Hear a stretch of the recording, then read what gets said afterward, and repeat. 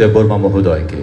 এবার আমি বিনম্রভাবে অনুরোধ রাখব খাদ্য ও জনসম্ভরণ দপ্তর, পরিবহন এবং পর্যটন দপ্তরের মাননীয় মন্ত্রী তথা আজকের অনুষ্ঠানে সম্মানিত অতিথি শ্রী সুশান্ত চৌধুরী মহোদয়কে বক্তব্য রাখার জন্য। সবাইকে নমস্কার। যতন কলমখা। রাজ্যের শিক্ষা জগতে, শিক্ষার ক্ষেত্রে আজ খুবই একটি গুরুত্বপূর্ণ এবং আনন্দের দিন, কারণ মাননীয় মুখ্যমন্ত্রীর হাত ধরে রাজ্যের 5টি স্কুল আজকে নতুন করে পথ চলা শুরু করেছে তার উন্নত পরিকাঠামোর মাধ্যমে। কেন্দ্রীয়ভাবে আমরা যেখানে প্রোগ্রামটা করছি, রামনগর হায়ার সেকেন্ডারি স্কুল, তার নতুন বিল্ডিংয়ের শুভ উদ্বোধন। তার বাইরে বরকাঠাল, দারোগাবাড়ি, ক্ষুদিরাম এবং রানীর বাজার Sukanta academy English medium school, তারও নতুন ভবনের আজকের এই মাননীয় মুখ্যমন্ত্রীর হাত ধরে তার শুভ উদ্বোধন হয়ে গেল। যারা মঞ্চে উপস্থিত আছেন, রাজ্যের জনপ্রিয় মুখ্যমন্ত্রী, আমাদের সকলের অভিভাবক, এবং যিনি প্রতিনিয়ত রাজ্যকে এগিয়ে নিয়ে যাওয়ার জন্যে পরিশ্রম করে চলেছেন, সবাইকে সঙ্গে নিয়ে আমাদের যে লক্ষ্য শিক্ষা, স্বাস্থ্য এবং প্রতিটি ক্ষেত্রে রাজ্যকে এগিয়ে নিয়ে যাওয়ার, সেই লক্ষ্যে কাজ করে চলেছেন প্রফেসর ডক্টর মানিক সাহা মহোদয়। আছেন আমার পূর্ববর্তী বক্তা minister of state for industry and commerce department Biswaketu Debbarma মহোদয়, রামনগর বিধানসভা কেন্দ্রের সম্মানিত বিধায়ক তথা আগরতলা পুর নিগমের সম্মানিত মেয়র, আমাদের সকলের প্রিয় পরিচিত দীপক মজুমদার মহোদয়, স্পেশাল সেক্রেটারি এডুকেশন ডিপার্টমেন্ট, আছেন ডাইরেক্টর এডুকেশন ডিপার্টমেন্টের বিভিন্ন স্তরের আধিকারিকগণ, কাউন্সিলরগণ, এই এলাকার সুধী নাগরিক বন্ধুরা, এই বিদ্যালয়ের প্রধান শিক্ষক থেকে শুরু করে শিক্ষক শিক্ষিকা মণ্ডলী, ভার্চুয়ালি যারা বাকি 4টি স্কুল থেকে আমাদের সঙ্গে যুক্ত হয়েছেন, যারা জনপ্রতিনিধিরা সেখানে উপস্থিত আছেন, সবাইকে এবং ওই স্কুলগুলোর সমস্ত শিক্ষক শিক্ষিকা মণ্ডলীকে, মিডিয়ার বন্ধুদেরকে আমার ব্যক্তিগত তরফ থেকে এবং সরকারের তরফ থেকে অনেক অনেক শুভেচ্ছা জানাচ্ছি। বাংলার শুভ নববর্ষের অনেক অনেক অভিনন্দন জানাচ্ছি। মাননীয় মুখ্যমন্ত্রী বক্তব্য রাখবেন এবং বিস্তারিতভাবে আগামী দিনে শিক্ষা ব্যবস্থাকে ঢেলে সাজানোর যে পরিকল্পনা রাজ্য সরকারের রয়েছে, যেই লক্ষ্যে আমরা মাননীয় মুখ্যমন্ত্রীর নেতৃত্বে তথা শিক্ষামন্ত্রী ওনার নেতৃত্বে আমরা কাজ করছি, আমাদের আজকে বিচার করতে হবে যে আমরা কোন জায়গায় ছিলাম শিক্ষা ক্ষেত্রে আর বর্তমানে আমরা কোন জায়গায় দাঁড়িয়ে রয়েছি। একটা সময় ছিল যখন বিদ্যালয়গুলোর ভগ্ন দশা, পরিকাঠামোর অভাব, বিদ্যালয়ে কোয়ালিটি এডুকেশন যেটা প্রদান করা হতো না, শুধু দলবাজি, ক্যাডারবাজি, এভাবে রাজ্যের শিক্ষা ব্যবস্থাকে পঙ্গু করে দেওয়া হয়েছিল। মাননীয় প্রধানমন্ত্রী মোদীজির দিক নির্দেশনে এবং আমাদের যোগ্য মুখ্যমন্ত্রী প্রফেসর ডক্টর মানিক সাহার নেতৃত্বে বর্তমানে শিক্ষা দপ্তর যে লক্ষ্যে আমরা কাজ করে চলেছি, তার প্রতিফলনও আমরা তার মাধ্যমিক এবং উচ্চ মাধ্যমিকের ফলাফলে আমরা লক্ষ্য করতে পেরেছি। এবং এতে করে আমরা দেখলাম 88% বেশি হায়ার সেকেন্ডারিতে পাস, 86% বেশি আমাদের মাধ্যমিকে সেখানে পাশের হার।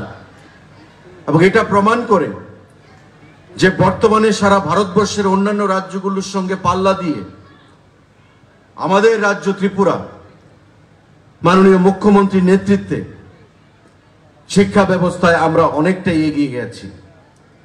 আমাদের এবারকার বাজেটেও মাননীয় মুখ্যমন্ত্রী ঘোষণা করেছেন, অর্থমন্ত্রী ঘোষণা করেছেন মুখ্যমন্ত্রীর নির্দেশে যে প্রতিযোগিতামূলক পরীক্ষায় সারা দেশের ছাত্রছাত্রীদের সঙ্গে আমাদের পাল্লা দিতে হবে। একটা সময় ছিল যখন অল ইন্ডিয়া লেভেলের সার্ভিসের পরীক্ষাগুলোতে আমাদের ছেলেরা আমাদের মেয়েরা বসতে সেখানে ভয় পেত, কারণ ভার্নাকুলার মিডিয়াম থেকে সাধারণ বিদ্যালয়গুলো থেকে এই ছাত্রছাত্রীরা তাদের যে লেভেল অফ কনফিডেন্স সেটা তাদের ছিল না। তাই প্রতিযোগিতামূলক পরীক্ষায় বসে, সর্বভারতীয় পরীক্ষায় বসে তাদের সফলতা সেখানে বেশি একটা আসতো না। কিন্তু আজকে আমাদের যে বাজেট মাননীয় মুখ্যমন্ত্রীর নির্দেশে পেশ করা হয়েছে, তাতে আমাদের প্রত্যেকটি মহকুমায় স্পেশাল কোচিং দেওয়ার ব্যবস্থা সেখানে ঘোষণা করা হয়েছে এবং তার জন্য কয়েক কোটি টাকা বরাদ্দ রাখা হয়েছে শিক্ষা দপ্তরের তরফ থেকে।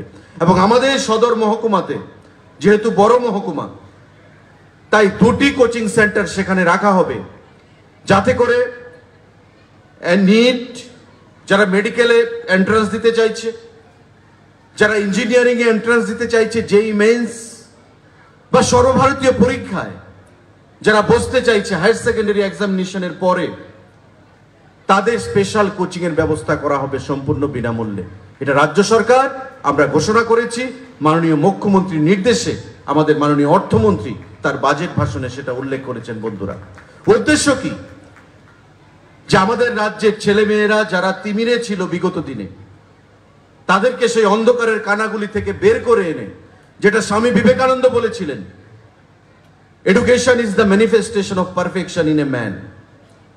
শিক্ষা মানুষকে সম্পূর্ণতা এনে দেয়। শিক্ষা ছাড়া কোনো অবস্থাতেই একটা জাতি এগিয়ে যেতে পারে না, একটা রাজ্য এগিয়ে যেতে পারে না, একটা দেশ এগিয়ে যেতে পারে না। তাই আজকাল সারা ভারতবর্ষে, সারা পৃথিবীতে দেখবেন যে হিউম্যান রিসোর্স, মানব সম্পদ, সেই মানব সম্পদকে উন্নত করার সমস্ত পরিকল্পনা সেই দেশগুলো, উন্নত দেশগুলো গ্রহণ করছে। আমাদের প্রধানমন্ত্রীর নেতৃত্বে ভারতবর্ষ গ্রহণ করেছে এবং তার প্রতিফলন আমাদের রাজ্যেও আমরা দেখতে পাচ্ছি মাননীয় মুখ্যমন্ত্রীর সেখানে দিক নির্দেশে, মাননীয় মুখ্যমন্ত্রীর যোগ্য নেতৃত্বে।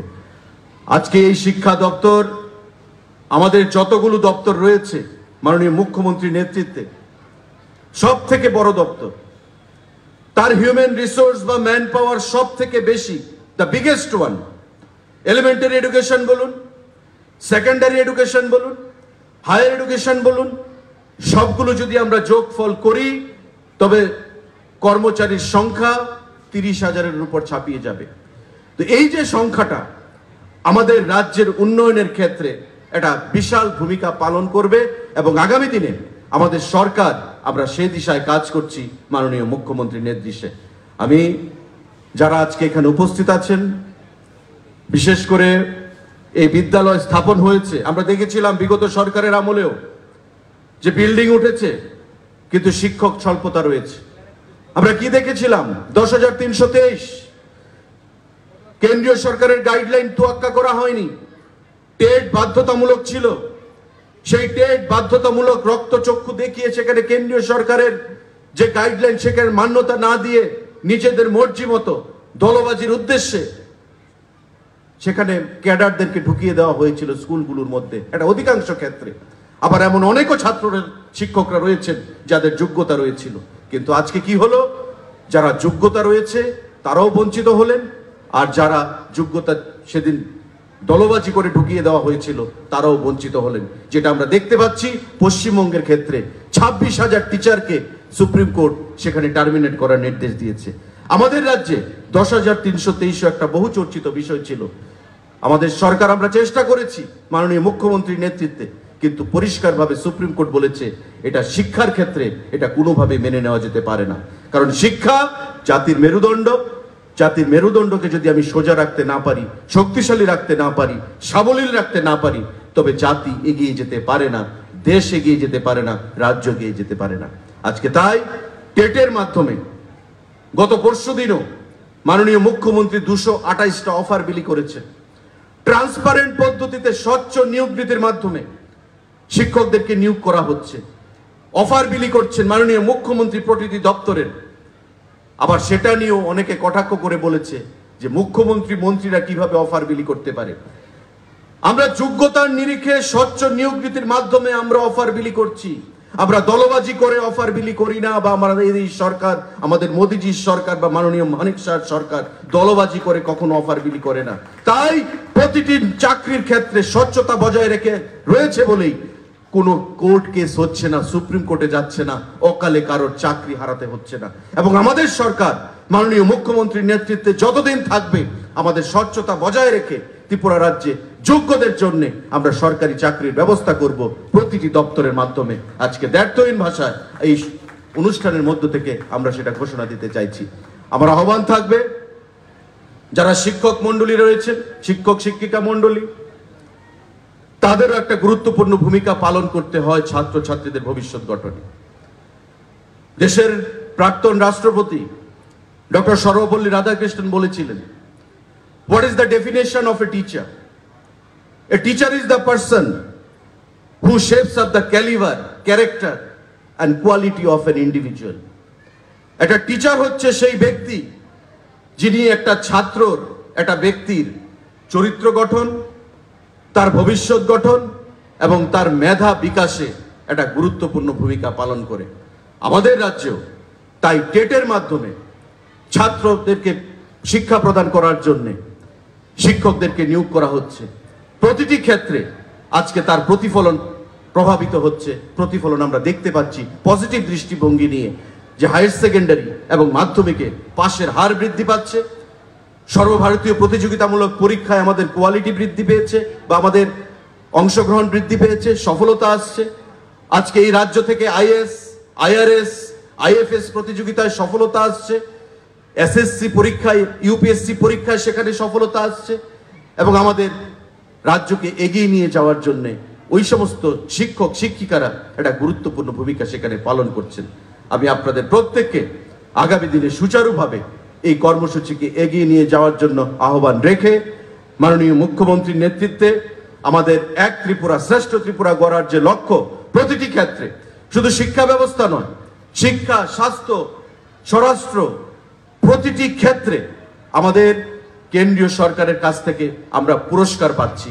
এবং প্রতিটি ক্ষেত্রে আগামী দিনে আমাদের লক্ষ্য হচ্ছে ভারতবর্ষের অন্যান্য রাজ্যগুলোর সঙ্গে তাল মিলিয়ে, যে ত্রিপুরা রাজ্যকে কেউ কোনোদিন চিনত না, যে ত্রিপুরা রাজ্যকে দিল্লির দরবারে বা সারা ভারতবর্ষের দরবারে প্রতিটি ক্ষেত্রে বাংলাদেশের অংশ মনে করা হতো বা উত্তর পূর্বাঞ্চলের আসামের কোনো অংশ মনে করা হতো, আজকে ত্রিপুরা মাথা তুলে দাঁড়িয়েছে সুনামের সঙ্গে, আত্মনির্ভরতার সঙ্গে, মাননীয় মুখ্যমন্ত্রীর নির্দেশে, মাননীয় মুখ্যমন্ত্রীর নেতৃত্বে। বন্ধুরা, এই কাজকে আমাদের এগিয়ে নিয়ে যেতে হবে এবং তাতে করে প্রতিটি অংশের মানুষের সহযোগিতা আমি কামনা করে আজকের এই বিদ্যালয়, নতুন যে ভবন, এই রামনগর শুরু করে ক্ষুদিরাম, সুকান্ত একাডেমি, বরকাঠাল, দারোগাবাড়ি, প্রতিটি ক্ষেত্রে শিক্ষক শিক্ষিকারা ওই এলাকার ছাত্রছাত্রীদের উন্নয়নে একটা বিশেষ ভূমিকা পালন করবেন শিক্ষা ব্যবস্থাকে এগিয়ে নিয়ে যাওয়ার জন্য। এই আশা রেখে আমি আমার সংক্ষিপ্ত বক্তব্য এখানে শেষ করছি। সবাইকে নমস্কার, জয় হিন্দ।